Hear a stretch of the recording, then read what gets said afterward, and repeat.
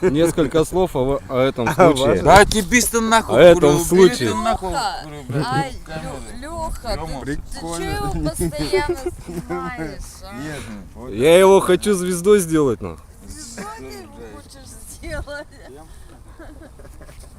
Давай, нахуй. Его это в интернет выложить, вот это вот халабуду, вот где вот когда вот такая вот пьяная болтается. И все. Блядь. Монстры на свободе, блядь. Сега, хорош ты упадешь. Блядь, ну серьезно, блядь, убери ты нахуй эту хрень. Да он снимает, и что тебе Так такого? а мне нахуй-то надо хуй. Ладно, Вообще все. бы попозировал бы еще. Вот так бы стал, блядь. Бля, давай нахуй я попозирую. Есть кадр, блядь.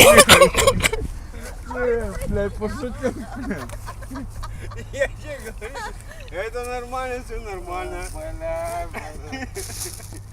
Сюза, что, охуел, что ли? Ценный кадр, блядь. Конечно, нахуй. Сейчас покажу. Но потом. Я еще снимаю. Нахуй там вообще ничего. Ну и короче снимай, да сейчас снимай.